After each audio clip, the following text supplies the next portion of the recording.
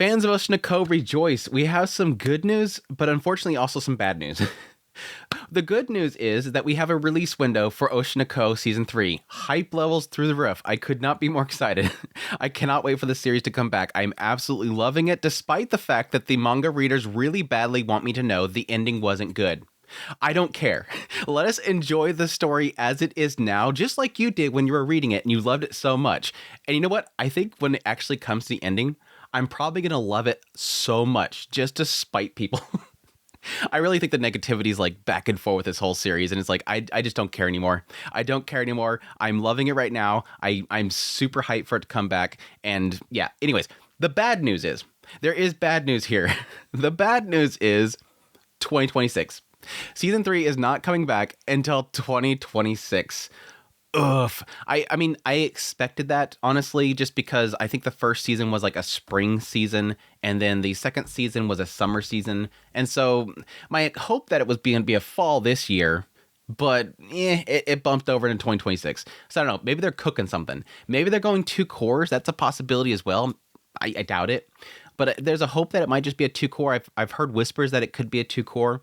Either way, I could not be more excited. I'm absolutely loving the series so far, and I cannot wait more. Anyways, we did get a new key art. It looks great, fantastic. We got Ruby here and Aqua behind, looking all cool and everything like that. I'm assuming that's Aqua.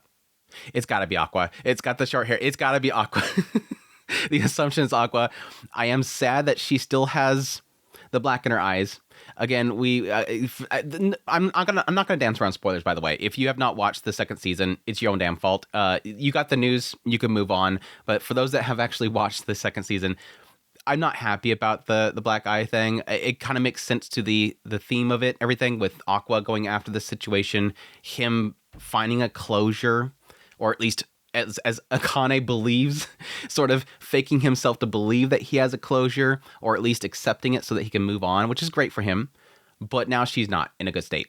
The interesting thing is, though, we have a very brief PV or teaser for the actual new season coming out. And during this teaser, there's a lot of things alluded here. So if you are, somebody that likes to go into the new season fresh, be warned, I'm going to talk about what she's saying in here, if you can't read it right here, what she's actually saying in the teaser sort of alludes to the direction that it could actually go, which does kind of play into my theories that I had with the finale. With the finale, for those that don't remember, it ended with the idea that, yes, Ruby has been clued in on what's going on with their mother and what Aqua could have been doing this entire time. She still believes that Aqua is still looking into what happened to their mother. And like with the temple, she was praying that Aqua finds out who, took out their mother and the doctor at the same time, which I was hoping that they would make a connection there. I was really hoping that Ruby would have made the connection between Aqua and the doctor right there, but unfortunately has not quite yet. But yeah, she is basically praying that Aqua finds them soon, finds out who did it. And so it seemed like she's letting him do it, assuming that he's still doing it. But we know that he's not. And then it kind of concluded the actual season with this kind of, montage of, the success going on with the idol group, Ruby and her team's kind of doing well. And then also there's a couple of things that are alluded to. One, that yes, Aqua is moving on with his life, but then we also get some brief shots of individuals, including, yes, the producer of Bikomichi, Ichigo. Ichigo himself was briefly shown in that later montage. And I was talking about during my impressions video that, yes, as I was reading the manga along with the actual anime adaptation, they show Ichigo very early on in the story after the whole incident happens with Ai. And he's out fishing. So I knew immediately when I saw that shot of some dudes fishing that was him. Now, in the manga, it shows him briefly fishing, and then some reporters come up to ask him what happened with the whole incident with Ai. And he doesn't want to answer any questions. So I knew it was him. What the teaser right here is implying, it has Ruby and she's talking about how she believes that it wasn't just her mother, that it was the reason that their idol group was on the verge of going to Tokyo Dome. She's acknowledging right here, I don't think it was just her power. I don't think it was just my mom and her talent that made them successful. And she's got to look for something else. So it does seem like the direction it might be going for this next season is that while she believes that Aqua is going to figure out the situation with mom, she's going to still try to pursue the dreams of her mother, which is great. This is where I get really excited because the thing that hurt so much about Ruby's fall in that second season was that she's losing sight of what she was dreaming for. Again, the initial setup for this series was they both have the same original spark, which is their mother and their mother's death, but Aqua's going after revenge because of it, whereas Ruby's going after fulfilling her dreams, going to the Tokyo Dome, all that kind of stuff. And so I was afraid that she'd lose that dream, but it doesn't seem like she is. She now knows about that and is allowing Aqua to handle it, but she's still pursuing that dream. So even though she still has, again, in this picture, she still has the eyes going on, there's still like this darkness within her, which is always kind of a symbolism of that trauma. It does seem like she's still pursuing this, but it does seem like, I mean, it's nothing different than what she was before. She's got more of a spark in her now. It seems like she's more determined to succeed. And I'm wondering if the sort of ramifications of that might be the idea that now that she's being sparked for a different reason, that, or at least she's been driven more for a darker reason, it might cause her to fall. Like she's going to push too hard. But again, what that teaser is sort of implying is I now know that it wasn't because my mom was just so great. This thing that she created wasn't that it wasn't just her. It was also the president of the talent agency, which again is Ichigo. So it kind of makes me believe that she's probably going to seek him out. Now, there's one other thing that was alluded to in the actual PV, which you can see in her hands right here. You can see it very briefly. That's the question mark right there is, are you having trouble? I've brought a good proposal. Would you want to take a look? And so it does imply that she is going to not only bring in Ichigo, or at least go to try to find him and bring him back in, but she's also going to see there's a difficulty in still being successful despite bringing in the person that she believes made the group great, but she's also proposing something. Now, the reason why that stuck out to me was more in the idea that, yeah, she has some idea, some concept that she might think would work, and it might be tied to her mother and her experience seeing her mother's other side. But it also might tie into the thing that we've seen very briefly at the end of the second season.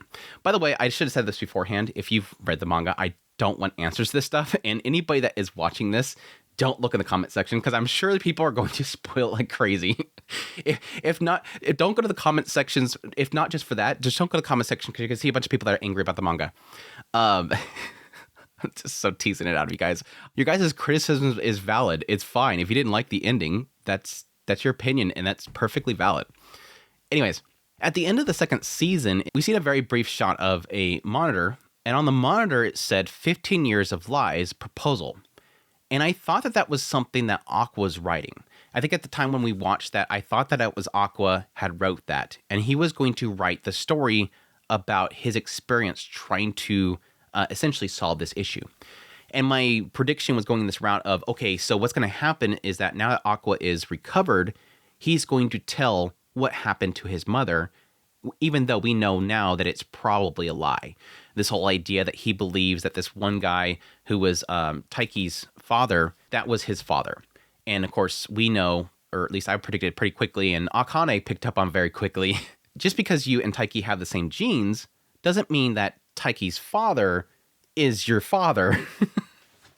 My prediction there obviously is this idea that whoever is Aqua and Ruby's father probably impregnated Taiki's mother, and Taiki's father was never his father.